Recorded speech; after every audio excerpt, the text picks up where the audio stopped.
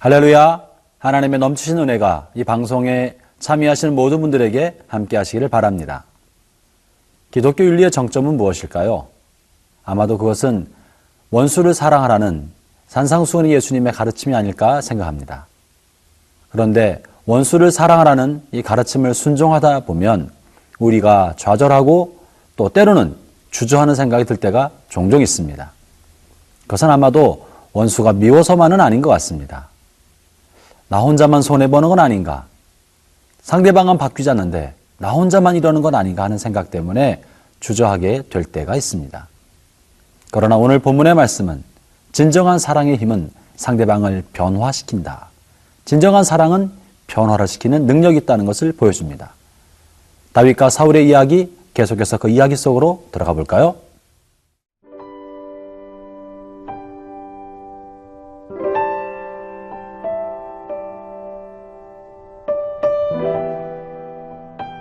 사무엘상 24장 16절에서 22절 말씀입니다. 다윗이 사울에게 이같이 말하기를 마침에 사울이 이르되 내 아들 다윗아 이것이 내 목소리냐 하고 소리를 높여 울며 다윗에게 이르되 나는 너를 학대하되 너는 나를 선대하니 너는 나보다 의롭도다. 네가 나 선대한 것을 오늘 나타냈나니 여호와께서 나를 내 손에 넘기셨으나 내가 나를 죽이지 아니하였도다. 사람이 그의 원수를 만나면 그를 평안히 가게 하겠느냐. 네가 오늘 내게 행한 일로 말미암아 여호와께서 네게 선으로 갚으시기를 원하노라. 보라, 나는 네가 반드시 왕이 될 것을 알고 이스라엘 나라가 네 손에 견고히 설 것을 아노니 그런즉 너는 내 후손을 끊지 아니하며 내 아버지의 집에서 내 이름을 멸하지 아니할 것을 이제 여호와의 이름으로 내게 맹세하라 하니라. 다윗이 사울에게 맹세하매 사울은 집으로 돌아가고 다윗과 그의 사람들은 요새로 올라가니라. 지난 시간의 이야기부터 잠깐 살펴볼까요? 사울은 다윗이 엔게디 광야에 숨어있다는 보고를 받고 다윗을 잡기 위해서 정예부대 3,000명을 데리고 엔게디로 갑니다. 그런데 그만 급한 용변이 생겨서 굴속에 들어갔죠. 다윗은 들어오는 사울을 보고 사울을 죽일 수 있는 기회가 있었지만 사울에게 어떤 해도 가하지 않고 놓아줍니다. 그리고 사울을 향하여 당신을 죽일 수 있었지만 죽이지 않았다는 이야기를 하게 되죠. 그때 사울이 오늘 같은 이야기를 하게 되는 것입니다. 16절 한번 읽어보겠습니다. 다윗이 사울에게 이같이 말하기를 마침에 사울이 이르되 내 아들 다윗아 이것이 내 목소리냐 하고 소리를 높여 울며. 본문에 보면 사울이 다윗을 향하여 내 아들 다윗아 라고 불렀다고 말하고 있습니다. 이 말씀을 통해 사울의 마음속에는 두 가지 생각이 있었던 것을 알 수 있습니다. 하나는 다윗이 반역을 모반하는 사람으로 생각했던 마음, 다시 말하면 다윗의 인기에 대한 질투심과 그로 인해서 다윗을 의심하는 마음이 있었고, 또 한편으로는 다윗을 사위로 생각하고 자기를 사랑하고 자기를 돕는 충신으로 귀히 여기고 아끼는 마음이 공존해 있었던 것이죠. 그러나 사람의 본성이 악한 본성이 선한 마음을 항상 이기는 법이라 사울의 마음속에는 의심과 질투심이 다윗을 귀히 여긴 마음을 삼켜버려서 다윗을 죽이고 싶은 생각을 갖게 되었던 것입니다.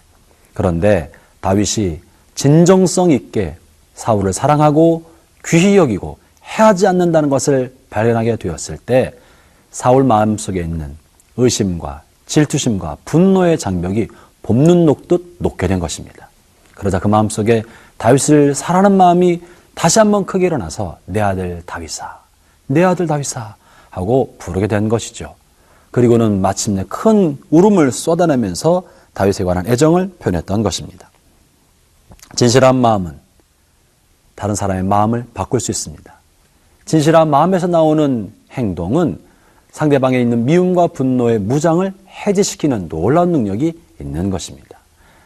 사울이 여기서 큰 소리로 울었다는 것은 그 마음에 있는 무장이, 질투심과 의심의 무장이 봄눈 녹듯 해체되었다는 것을 말해주고 있는 것이죠.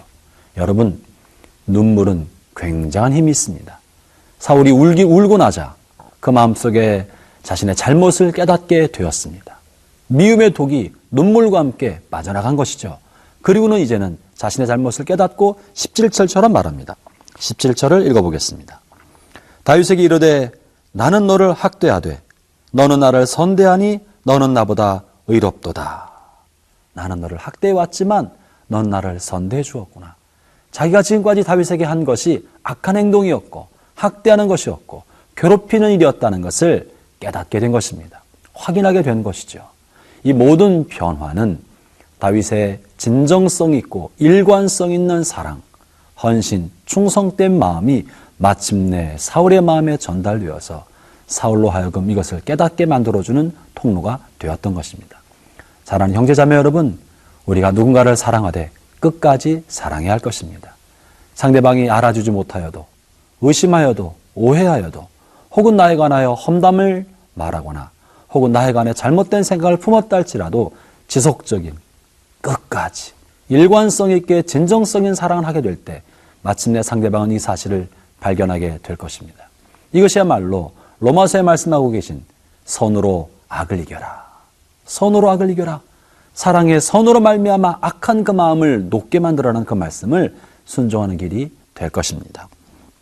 다윗은 이제 사울의 변화를 지켜볼 수 있었습니다. 또한 사울은 그로 인해서 이제 다윗과 새로운 약속을 세우고자 합니다. 그것이 오늘 본문에 표현되어 있습니다.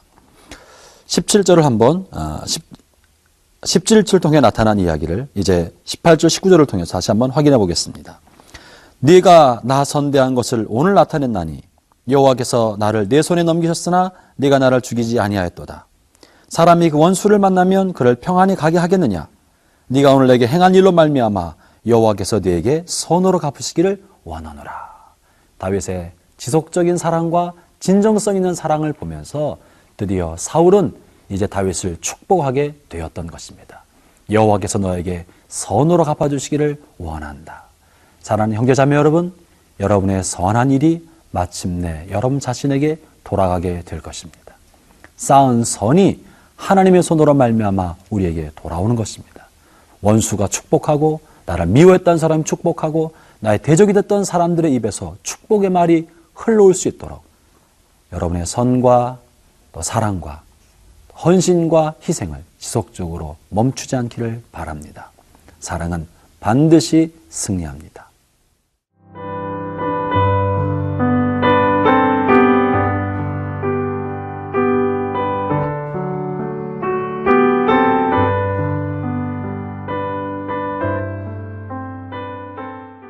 악인의 악한 마음속에도 하나님의 뜻을 어렴풋이나마 알 수 있는 직관적 계시의 빛이 들어 있습니다. 사울은 다윗이 왕이 될 것에 대해서 사무엘로부터 이야기를 듣지 못했습니다. 사무엘로부터 기름 부음 받은 사실을 알지 못했습니다. 그러나 사울의 마음속에도 다윗이 장차 왕이 되고 그 나라가 다윗의 손에서 견고히 세워져 갈 것을 어렴풋이나마 깨달아 알고 있었던 것입니다. 오늘 본문 20절이 그것을 말하고 있습니다. 보라, 나는 네가 반드시 왕이 될 것을 알고 이스라엘 나라가 네 손에서 견고히 설 것을 아노니. 어떻게 알았겠습니까? 누가 말해줬겠습니까? 다윗을 바라볼 때 다윗과 하나님이 함께 하시는 것을 볼 수 있었고 하나님이 함께 하심으로 다윗의 안에 놀라운 기름 부으심, 지도력, 그리고 다윗을 통하여 하나님께서 이루실 큰 일을 그는 예견할 수 있었던 것입니다.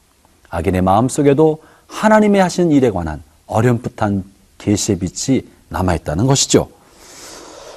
이것을 어렴풋이 알았기 때문에 사실 사울은 다윗을 볼 때마다 더욱더 질투심을 느꼈을 것입니다.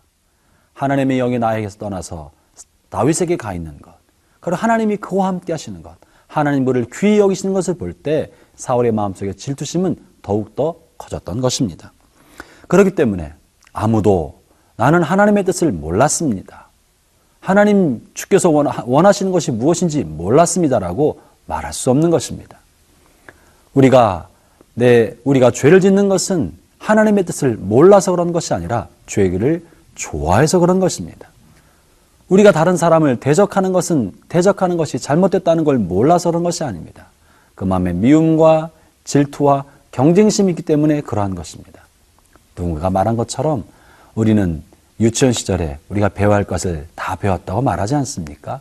이미 우리 안에는 하나님께서 내면해 주신 양심과 진리의 빛의 흔적이 남아있기 때문에 무슨 삶을 살아야 되는지, 어떤 삶을 살아야 하는지 우리는 알고 있는 것입니다. 의가 무엇인지, 진리가 무엇인지, 선이 무엇인지, 하나님 우리에게 무엇을 원하는지 우리는 알고 있다는 것이죠. 따라서 우리는 하나님 앞에 핑계할 수 없습니다. 하나님, 내가 몰라서 그랬습니다. 내가 알지 못해서 그랬습니다. 핑계할 수 없는 것입니다.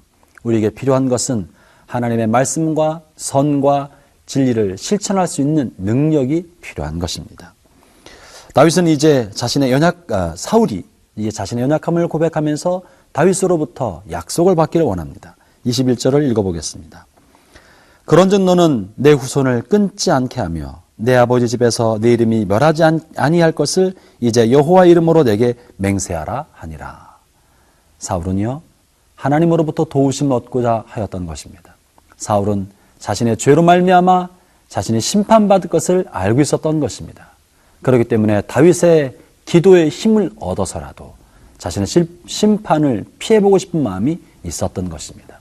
죄를 짓는 악인도 자신이 죄를 짓고 있다는 사실을 알고 있는 것이고, 마침내 이 죄로 말미암아 준엄한 하나님의 심판이 있다는 것을 아는 것이죠. 사랑하는 형제자매 여러분, 이미 하나님의 말씀과 진리는 여러분의 영혼 안에 들어있습니다.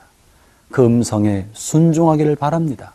몰라서 안 하는 것이 아니라 행할 힘이 없어서 못할 때 겸손한 마음으로 하나님의 도움을 구하십시오. 우리가 용서해야 된다는 걸 몰라서 용서하지 않는 것이 아니지 않습니까? 사랑해야 한다는 걸 몰라서 사랑하지 않는 것이 아니지 않습니까? 나눠주는 삶이 하나님이 원하는 삶이라는 것을 몰라서 안 나눠주는 것이 아니지 않습니까? 중요한 것은 행할 힘이 없기 때문에 그런 것입니다. 겸손한 마음으로, 하나님, 제게는 용서할 힘이 없습니다. 하나님, 내게는 내가 가지고 있는 것을 나눠줄 만한 마음이 없습니다. 하나님, 내가 사랑해야 한다는 걸 아는데 힘이 없습니다. 도와주십시오. 하나님, 저를 도와주십시오. 겸손한 마음으로 하나님의 도우심을 구할 때 하나님 우리 안에 이 일을 행할 수 있는 성령의 능력을 공급하여 주시는 것입니다. 오늘 사울이 겸손한 마음으로 다윗을 통하여 하나님의 은혜를 얻고자 하였던 것처럼 겸손한 마음으로 하나님의 은혜를 구할 때 하나님 오늘 또 하루 종일토록 여러분과 함께 하시고 시시때때로 매 순간마다 여러분을 도우신 하나님의 은혜가 함께할 것입니다. 기도하겠습니다. 살아계신 하나님 아버지, 우리의 마음속에 계속해서 사랑을 하기를 주저할 때 하나님 저희를 도우셔서 사랑할 수 있는 힘을 주옵소서, 용서할 수 있는 힘을 얻게 하여 주옵소서, 그리고 진실한 사랑의 열매가 마침내 이 땅에 맺혀갈 것을 믿음으로 바라보며 오늘도 순종의 삶을 살아가도록 저희를 도와 주옵소서. 예수님 이름으로 기도합니다. 아멘.